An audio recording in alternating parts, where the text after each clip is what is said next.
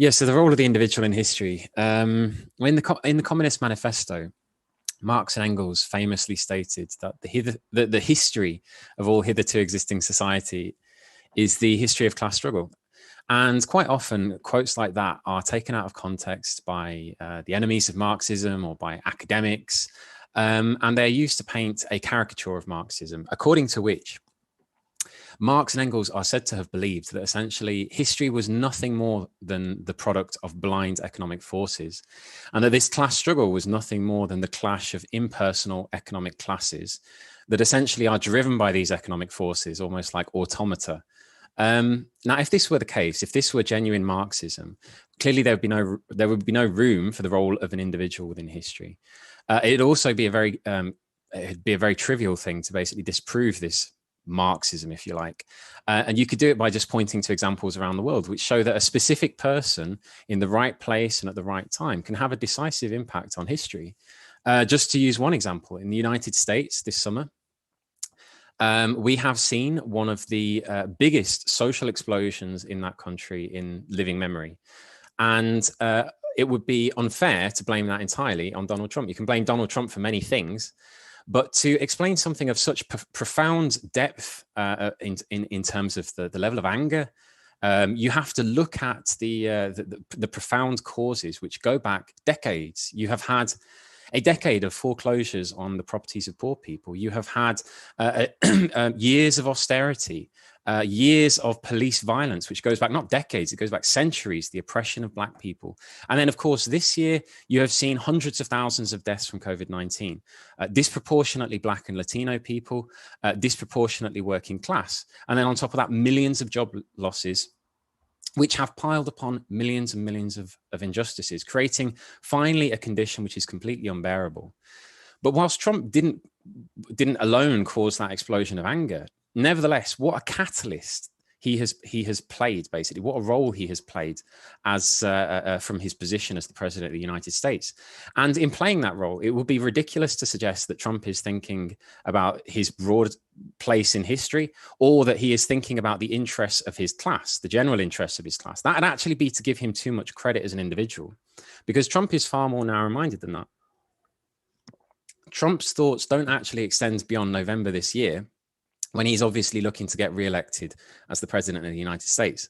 And for that reason and that reason alone, he, trying to present himself as the law and order candidate, he unleashed Homeland Security troops on protesters in Portland. He headed over to Kenosha days after a right-wing gunman had committed murder on the streets of that town. And in a whole series of other actions, he's basically acted like petrol on the flames of this anger. And in that sense, he has acted like a catalyst, tremendously accelerating those processes already going on in society.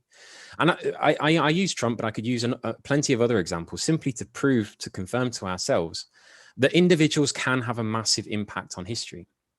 But of course, we as Marxists have never denied that. We have never actually said that individuals can't have an impact in history. And this economic determinist caricature of Marxism is not Marxism at all. It's a straw man argument. So I want to basically, first of all, before we kick off, I want to quote from one of the early writings of Marx and Engels called The Holy Family, written, I believe, in 1845. And let Marx and Engels speak for themselves. Where do they place the role of the individual in history? This is what they say. History does nothing. It possesses no immense wealth. It wages no battles. It is man, real living man, who does all that, who possesses and fights. History is not, as it were, a person apart using man as a means to achieve its own aims. History is nothing but the activity of man pursuing his aims. So I think quite clearly that history is nothing but the activity of man pursuing his aims. The individual, all of us as individuals, are a part of history in this conception. I don't think, though, if we look at that, this idea that it is men and women pursuing their aims that creates history. And we, of course, as individuals, we can all be extremely capricious. We have a certain amount of freedom. I can decide to get up in the morning, come to the Revolution Festival. I can decide to stay in bed. On a day-to-day basis, there are all sorts of free choices we can make. But that is not the same on the one hand, as saying that we make history, therefore, without constraints, willy-nilly, almost, as the great men view of history, the advocates of the great men view of history would suggest. Now, I'll come on to what makes great men great. But I just want to give you a bit of an example of how this idea that history is lawful, and this idea that history is also nothing but the activity of human beings, which can be entirely unpredictable, are not in contradiction to each other. Well, first of all, I use the example of myself, whether I decide to get up in the morning. Well, I can make many free choices, but however free I am to make those choices, I'm always pinched from various directions. I always will have to feed myself, clothe myself, and house myself, no matter how free I may be or how capricious I may be. And to do that, born as a proletarian man into the, in the 20th, 21st century, I have to sell myself piecemeal to a capitalist. I have, as a proletarian, I enter into these economic relationships against my will. But if I was born 1,600 years ago, the probability would be that I would be born a serf and that I would get my daily bread by working on a piece of land. I'd grow it myself. And another part of the week, I'd be duty bound to work on the land of my lord. And that's how they would get their daily bread. Now, if I were to go and try to get a piece of land now in the 21st century and to employ serfs on that land to feed myself, people would think I had gone insane because clearly I cannot create history willy-nilly. Those economic relationships I enter into, they are already predetermined by a whole process of historical development. So whatever I do, I'm obviously pinched in my freedom already. But within limits, nonetheless, of course, under capitalism, even everyone has a certain freedom. If you have no other freedoms under capitalism, you can certainly do one thing, which is you can buy and sell whatever little you may have. And so I can choose, for example, to buy my dinners at Tesco this week, or I can go to Nando's every day of the week and be a bit more profligate. Or another example, a young couple who have saved for a number of years, as hard as that might be to believe for many young couples, to buy a house. They might decide to buy this year, or they might decide to wait until the property market crashes and buy in a year's time. Or on a slightly less trivial scale, an investor might decide to invest tens of millions of pounds in the stock market, or they might look at the prices on the stock market, think that's a speculative bubble, and they might instead decide to invest in something like art, as we discussed in the last session. In other words, within limits, of course, each of these individuals has a certain amount of freedom. And yet, out of all of these economic transactions and trillions of other economic transactions, you see the emergence of laws. Over roughly 10 years, you see the boom-bust cycle appearing. Over the course of a number of boom and bust cycles, you see inevitably the bankruptcies, the mergers leading to concentration of capital in fewer and fewer hands. Eventually, you see the emergence of giant monopolies that dominate entire national economies. And again, inevitably, as a result of this process of all of these transactions, you see the gangs of national monopoly capitalists entering into conflict with each other, wars, trade wars, alliances being created and broken. All of these basically laws of capitalist development happening against the will of any of the individuals involved. No one has willed this, but it emerges as a product of all of this, all of these transactions which are taking place. And every social system, from feudalism, slave society, capitalism, it has its laws of development. And I quite like, I believe this was in a letter to Bloch by Engels, where he summed up this idea of each of us adding a small portion of our, of a bit of a push to history, giving rise to something that no one willed. And I quite like the image, the mental image that this of this idea. And he says this in a letter to Bloch. He says, "History is made in such a way that the final result always arises from conflicts between many individual wills, of which each in turn has been made what it is by a host of particular conditions of life. Thus there are innumerable intersecting forces, an infinite series of parallelograms of forces which give rise to one resultant, the historical event." Now, I like this image of lots of small forces adding to one resultant, but I'd just like to add on to that what Engels has said. Clearly, in human history, we don't all add the same force, or if we do, some people, the little nudge that they give to history has a much bigger effect than other individuals. And in fact, I would even say that in key historical terms, well, this is always the case. This is always the case, but this is particularly the case in the periods of the most acute crises in history, where single individuals and the wills of individuals can be absolutely decisive. I would even go so far as to say that the wills and actions of single individuals at key turning points in history can express the will and the interests of entire social classes.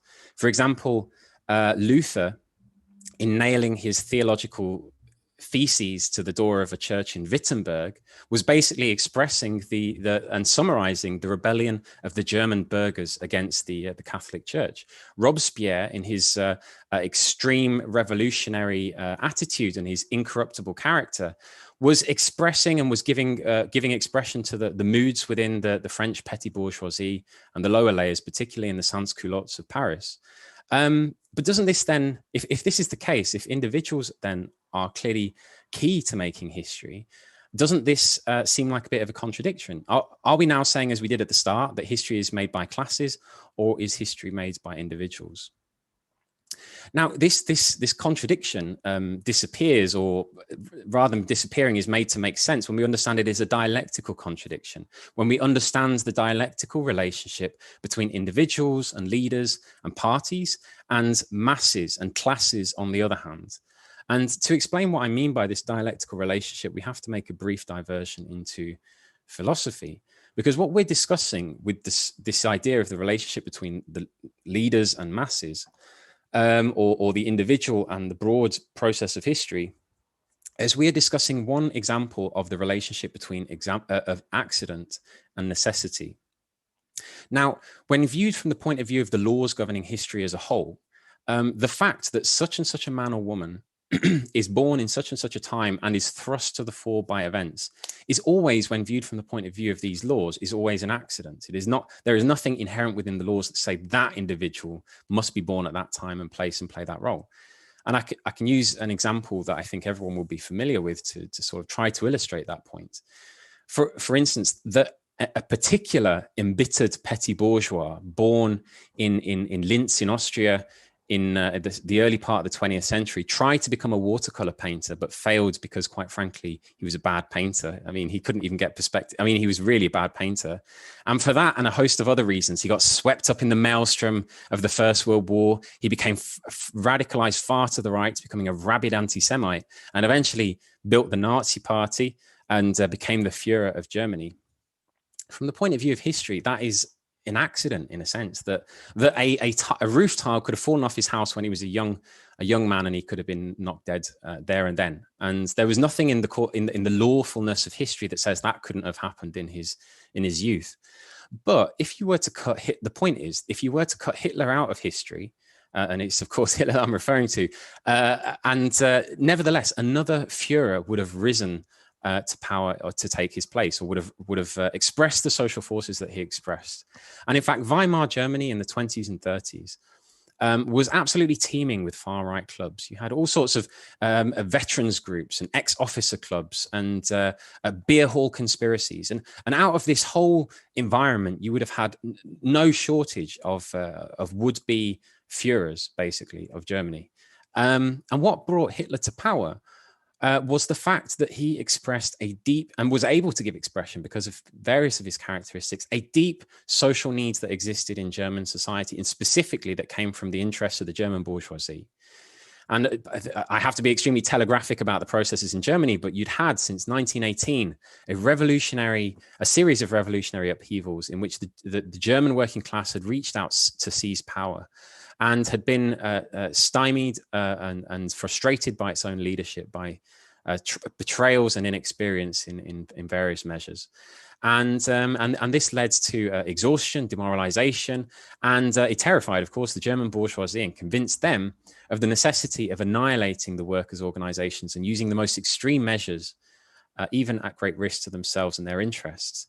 And then, of course, in 1929, you have the Wall Street crash and an acute crisis of German capitalism, which ruined swathes of the petty bourgeoisie, who, because of their prior experience, were disenchanted with the working class and didn't believe that the working class was capable of changing the situation fundamentally.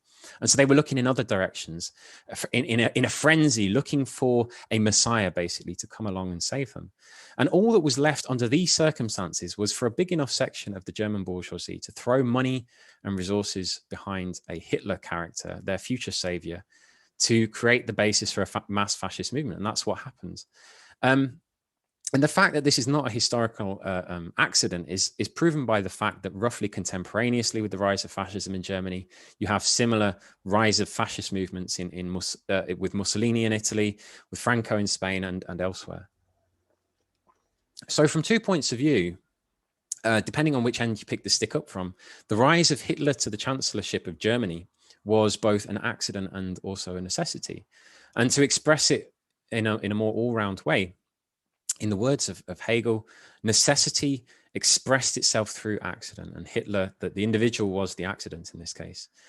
Now, to use another example from nature, because I enjoy using analogies from nature, imagine snow falling on the peak of a mountain. Now, at the start of the season, at the start of winter, you have only a very thin layer of snow.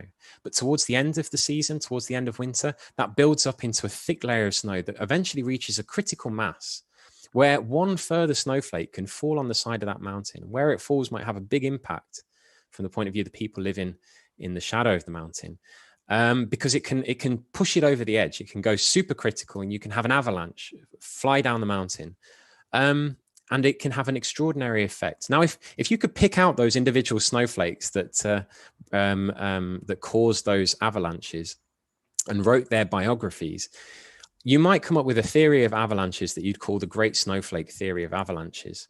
And of course, people would think you were ridiculous to come up with that, and it wouldn't be hard to point out what you were ignoring. You were ignoring the huge buildup of snow, which had allowed that snowflake to be the great snowflake that it became.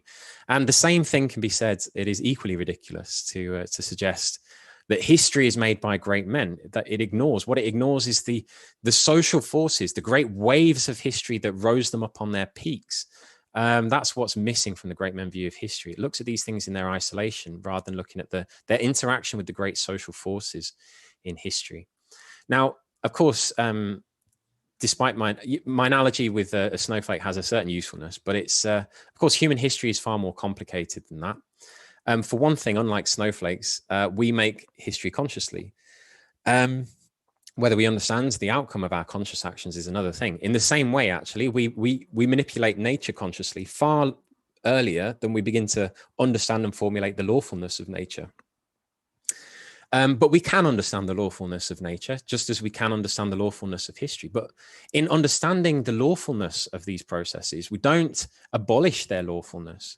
But we do allow ourselves to bend those laws to our aims. So, for example, again, in nature, we can understand the lawfulness of the seasons. That doesn't allow us to abolish the seasons, but it does allow us to plant fields at the most opportune time to reap a good harvest. We can understand that we can gain a knowledge of genetics, but that doesn't mean our cells cease to be based upon genetics, basically, and what have you. But it does allow us to find cures for previously debilitating diseases.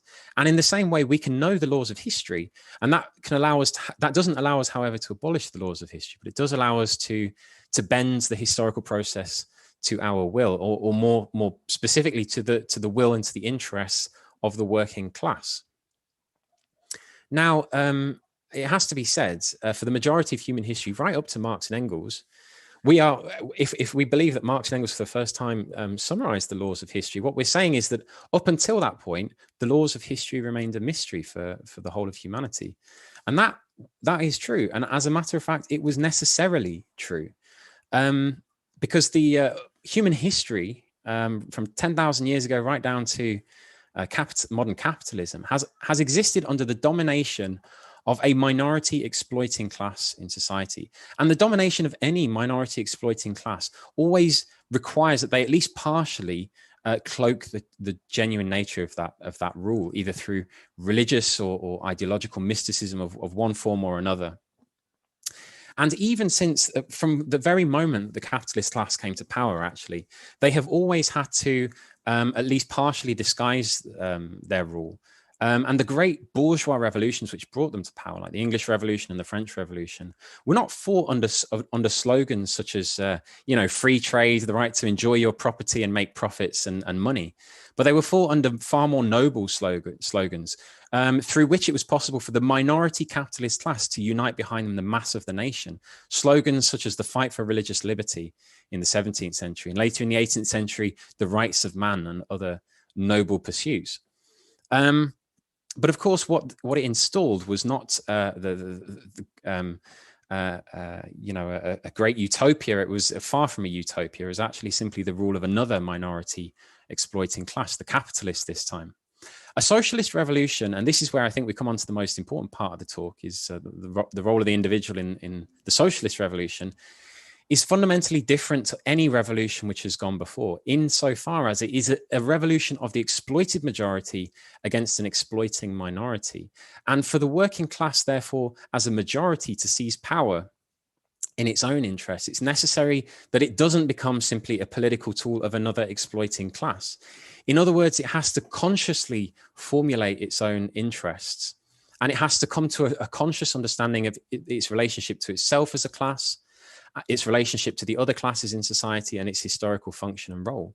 It has to, the working class, to be successful in a socialist revolution, has to consciously fight for its own interests and to overthrow capitalism. In fact, any struggle of the working class requires this conscious understanding of its role within either the workplace or society. And to fight the bosses, even to improve pay, never mind to gain reforms or to seize political power, and to expropriate the bosses and reorganize the economy on a democratic plan, demands conscious, organized activity from millions of people, or maybe on the scale of a workplace, dozens or hundreds of people. And it requires that those wills, those hundreds, or up to the biggest scale, millions, and in the current world, there are hundreds of millions, billions of proletarians, that all of these wills are unified into a single will. They must be fused into a single will, and that means, therefore, centralization of the organization of the working class. Despite, and with apologies to the anarchists, for the working class to enter into a serious struggle against the bosses, they require centralization. And even for a partial strike, that's necessary, even for a strike over economic demands. But whilst a strike over economic demands in a workplace or an industry only requires a union, because the demands which emerge in that struggle come quite naturally from the economic conditions of the workers, and the need for organization on a workplace wide scale arises almost automatically and clearly to the workers, almost instinctively. A revolution is something different entirely, because for a revolution to be successful, it's necessary to fuse the working class in its overwhelming majority into a single will to achieve a goal that requires not just an understanding of the conditions in one workplace, but an understanding of the class dynamics of the whole of society. And this, therefore, requires us to raise the consciousness and raise the sights of the working class. It requires theoreticians of how the whole of the capitalist system works. It requires teachers, it requires strategists, and therefore it requires great individuals, of course, and it requires a revolutionary party, which does more than simply unify workers on a workplace-wide basis, but it fuses together the whole activity of the working class in all of its heterogeneity towards a single end. And so the point I'm trying to make in a very roundabout kind of way is essentially that despite the fact that the socialist revolution is the revolution of a majority against an exploiting minority, that doesn't diminish the role of leadership. It doesn't diminish the role of individuals. It doesn't diminish the role of a party. Actually, if anything, it amplifies the importance of leadership, because of that consciousness and conscious organization is a necessary factor. And as a side note, I'd also say this need for conscious organized leadership is, on a side note, that's precisely why acts of individual terror are reactionary from the point of view of the interests of the working class. I mean, we've already seen before that you get rid of a Hitler or any other despot or tyrant, and you don't actually budge the ruling class even an inch from power, nor do you negate the social conditions which led to that tyrant being brought to power in the first place. But there's another reason that individual terror is reactionary. It's not just that it doesn't work. It actually lowers the level of consciousness of the working class, because it says to workers that you don't need parties, you don't need unions, you don't need political programs. And it replaces the conscious organized activity of the class with the deeds of a few heroic individuals, essentially.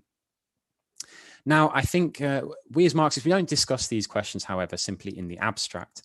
I think to really see the role of leadership concretely, I think we have to look at probably the greatest laboratory for the working class and its struggle on Earth up until this point. We have to look, I think, at the great revolutions, and specifically the Russian Revolution of 1917, where the question of revolutionary leadership and the solution of that problem was shown for us all through the role of the Bolsheviks in leading the working class to seize power for the first time, actually, the working class seized power on a national scale for a prolonged period of time.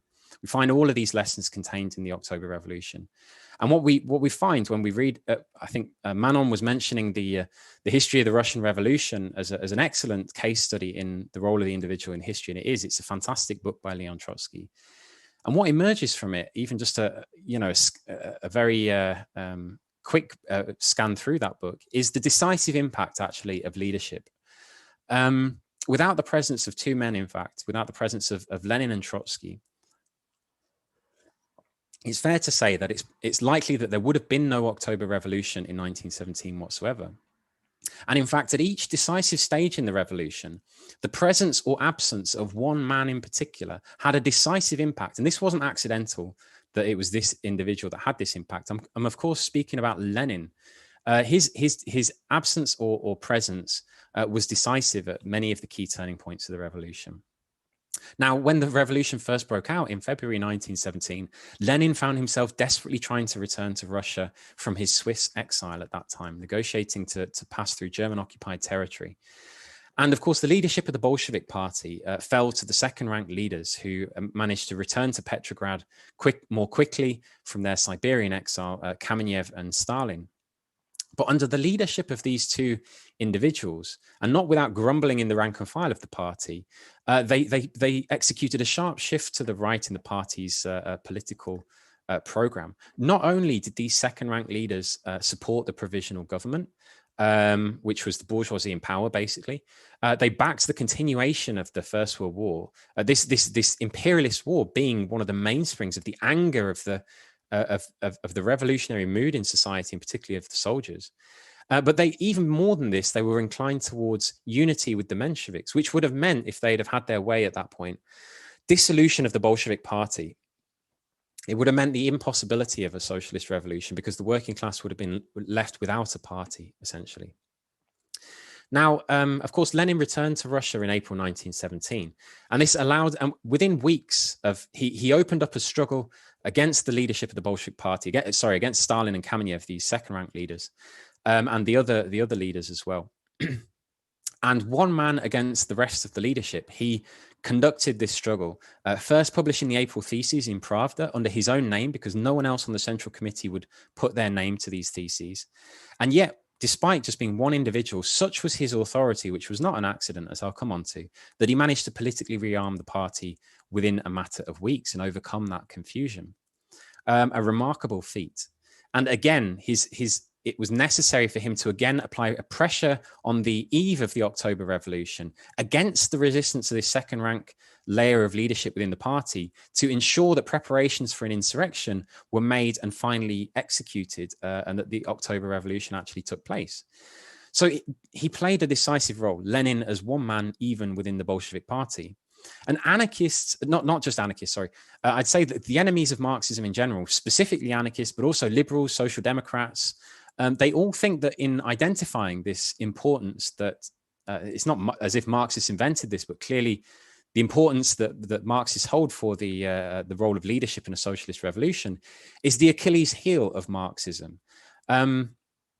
because it dooms the revolution in advance. And their objection can roughly be resolved into 2 points that relate to the Russian Revolution. The first objection is, well, if leadership is essential for a successful revolution, wasn't Russia just lucky to have a Lenin present in 1917? And the second, if you like, objection to Marxism is basically just the reverse side of that. Wasn't it then, when the luck of Russia ran out because Lenin died, wasn't it inevitable that a less scrupulous individual would have come to power? And that therefore, i.e. Stalinism, that was equally inevitable, and the unwinding and degeneration of the revolution was inevitable as well because of the corrupting influence of power, I suppose. Well, let's look at these objections one at a time. Now, first of all, with respect to Lenin, was the presence or absence of Lenin an accidental factor? Well, first of all, Lenin was not born Lenin. He was created by the Russian revolutionary movement and the conditions which existed that made possible a Lenin-type character. 30 minutes. Thank you, Manon. As we know, Russia was towards the end of the 19th century and early 20th century, it was the most backward country in Europe. And yet, in spite of that backwardness, the generation after generation of Russian intellectual youth going back before Lenin was even born, threw themselves heroically at the autocracy, at this monolith of Tsarism. And they even achieved blinding results. You had thousands of petty and mid-ranking officials in the Tsarist regime were assassinated. And 4 years before Lenin was even born, in 1866, Tsar Alexander II was actually successfully assassinated by one of the terrorists of the Narodnaya Volya Party, which was the People's Will. But despite this spectacular success, individual terrorism failed to even make a dent in the edifice of absolutism. This was a tremendous lesson, actually, for a lot of revolutionaries that came from that tradition, that Narodnik movement. And at the same time as you had this heroic struggle taking place, you had rich and passionate debates about how to overcome Russian backwardness, how to bury Tsarism, how to take society forward. And this produced towering intellectual figures like the author Chernyshevsky. And this was a rich theoretical inheritance, which was also enriched by the most advanced elements within the Narodniks, led by people like Plekhanov, who broke with Narodnism and fused the revolutionary tradition of Russia with Marxism, imported from the West, which condensed the lessons of the labor movement of the West. These were the rich theoretical traditions and inheritance that, of course, came down to Lenin in his youth. And of course, also in his youth, we see the awakening of the Russian working class. In the 1890s, when Lenin was a young man in his 20s, we see a vast wave of strike action sweeping across Russia. Under these illegal conditions, inevitably, even the smallest economic strike, and these were not small strikes, but even the smallest strike immediately raised political questions. The role of the police, the right to organize, the role of the censorship, and the legitimacy of the autocracy itself. And this vast strike wave and a whole number of other experiences, of course, they served to educate Lenin, as well as educating a whole layer of other revolutionaries. Right the way down through the First World War, the split in the International, and of course the revolution of 1917 itself, and the experience of Bolshevism, the intellectual debate that took place within the workers' movement and within its most revolutionary wing, within the Bolshevik Party. And I would say in the course of this debate and in the course of these events, what you had, I would liken to the process of natural selection that takes place within nature itself. You had a natural selection within the Bolshevik Party of leaders and of theories and of ideas. And the authority of Lenin was based upon the fact that 9 times out of 10 throughout these political experiences, Lenin proved to be correct. He proved to be the most clear-sighted leader, and he proved to be one of the most flexible individuals. Those that didn't actually cut the grades, those who, when tested by the great events like the 1905 revolution and later the outbreak of the First World War, completely disoriented individuals like Plekhanov, who nevertheless had played a fantastic role and we should still read the writings of Plekhanov today. But because they couldn't keep up with the pace of events, they couldn't orient themselves correctly, they were not on the level to play this role. there was a process of selection, and the authority of people like Plekhanov was squandered, and the authority of individuals like Lenin was reinforced. So the most revolutionary party inevitably selected for itself the most revolutionary, far-sighted individuals as part of its leadership. And within the workers' movement as well, there was a process of selection. And above all, revolutions accelerate this process like a hothouse atmosphere. The 1905 revolution, for instance, it put to the test all of the ideas of the different trends within the workers' movement. And the Menshevik party decisively failed that test in 1905. They had said, because the Russian Revolution is a bourgeois democratic revolution, we must hand over leadership to the liberals, and the workers' movement must be subservient to the liberal wing of the capitalist class. But when those liberals proved entirely reactionary, it clearly discredited the Menshevik party in the eyes of the most advanced layer of workers. And so when you had a new upturn in the workers' movement after 1905, between 1912 and 1914, hundreds of thousands of the most advanced workers marched behind the Bolshevik Party. The Bolshevik Party won authority by fighting alongside the workers, explaining their ideas, and those ideas being tested in practice. They managed to, yes, through the heroic activity of the individuals involved in the Bolshevik Party, by the far-sightedness of its leaders, but also by being tested in practice by the workers themselves. The most advanced layers drew themselves in behind the Bolshevik Party. Now, in 1917, of course, the Bolsheviks were once again reduced to a minority, but that was more because of the scale of the revolutionary events, which swept into the movement the most backward layers of the masses as well. And so inevitably, the Menshevik and SR party were once more pushed to the fore. But again, we see how quickly the masses learn in the course of a revolution. Now, I would say, whilst that is true, whilst the masses do learn incredibly quickly, so the Bolsheviks could have gone from a party of a few thousand to 250,000 by October 1917. It is impossible to build that revolutionary party, if it has not been built already, in the midst of a revolution. And the furious attempts to try and do that by the Trotskyists in the Spanish Civil War, by even Rosa Luxemburg, Karl Liebknecht, and the others to quickly put together a communist party in the midst of the outbreak of the German Revolution, show that is not possible. It has to be built in advance. That's a decisive thing. But yes, in summary, I suppose a process of natural selection brought the most revolutionary party in Russia to the leadership of the working class. And so there was a necessity about it. But does this then diminish the role of a genius or an individual like Lenin? I don't think it does. Now, I've spoken about the natural selection in biology. And of course, that was discovered by the great scientist Charles Darwin in the 19th century. Now, Darwin was a genius, and no one would say any other way. But could Darwin have achieved a fraction of what he achieved without thousands of biologists and naturalists and paleontologists who'd gone before him, of geologists who had sifted and sorted through a mass of biological and paleontological data in order that a genius might step back and see the whole picture, see the whole thread running through this collection of information? Of course, he would have been nothing without that scientific investigation going on over decades. The same can be said of a person like Lenin. He was, of course, dependent upon that rich revolutionary tradition, and he was created by Bolshevism itself. That doesn't negate the importance of and the role that ingenious theoreticians can make. Nothing automatic would have created the theory of evolution. It required a genius to step back and see the bigger picture. Nothing automatic would have founded the Bolshevik Party. It required conscious intervention in the historical process, yes, by Lenin, but also by hundreds and thousands of other revolutionary cadres. It was consciously constructed, and building a revolutionary party, again, will require conscious intervention in the historical process.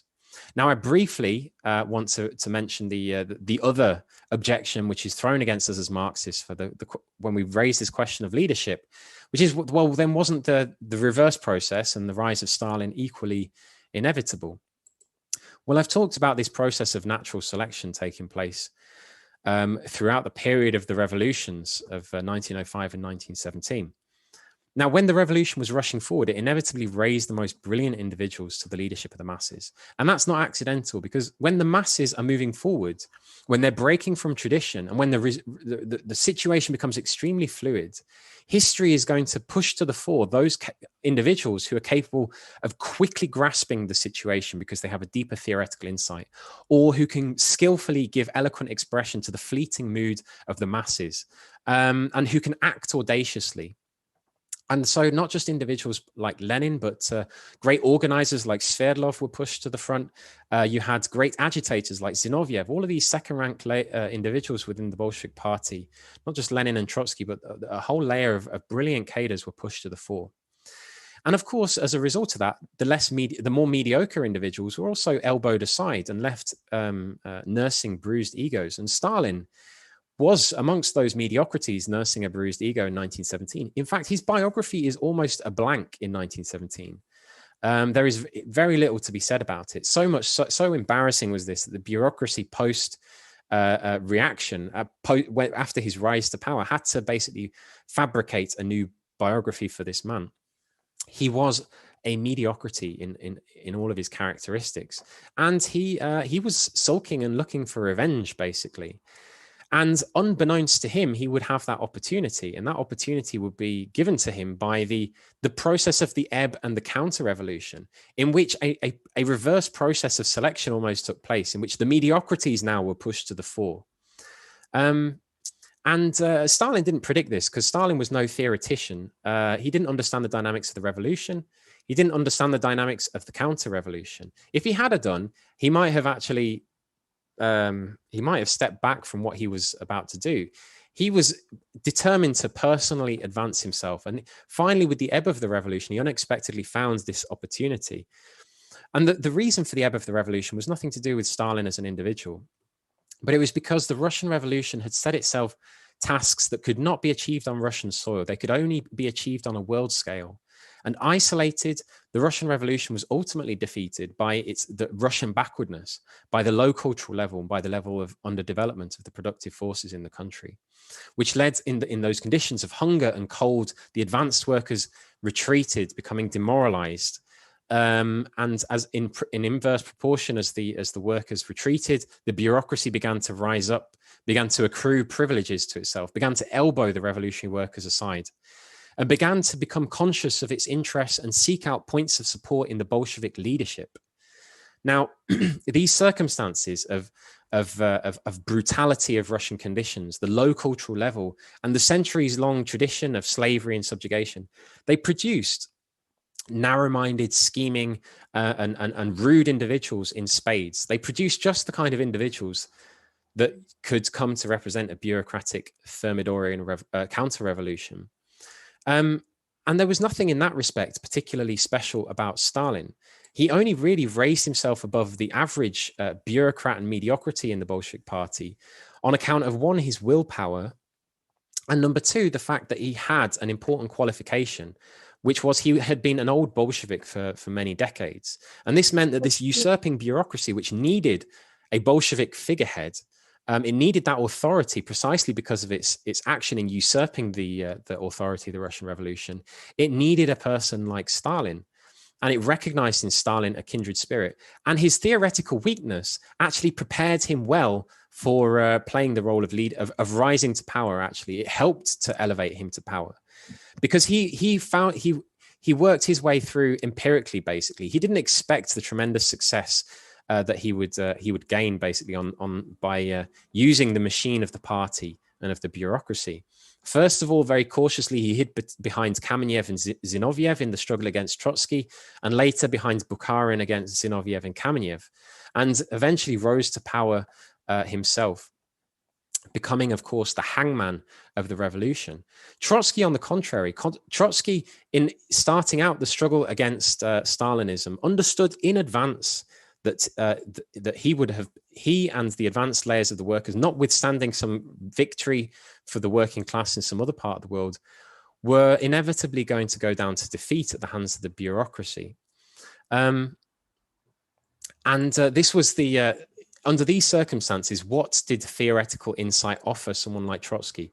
It couldn't have helped to prevent this process of bureaucratic degeneration, but what it did allow Trotsky to do was to consciously build the forces for a new upturn, basically, to regroup the cadres, to preserve the unsullied banner of Marxism for a new period of revolution.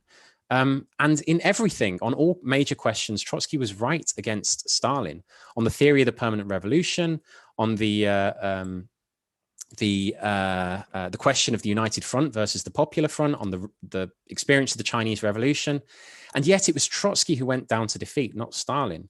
And so this shows that despite what many of the biographers try to say, that the struggle between Stalin and Trotsky was like a struggle of mere individuals. It wasn't a struggle of mere individuals, like a wrestling match or something like that, where you can just top trumps come up with a different stats, and Stalin was more pernicious or something, or more had some characteristic that helped him to come to power. It was a struggle of living forces, of the bureaucracy against the traditions of genuine Bolshevism and the advanced workers of Russia. And yet, of course, Trotsky was proven correct. He conducted this struggle in the most difficult conditions imaginable, in, of course, a period of counter-revolution of both the fascist and Stalinist variety.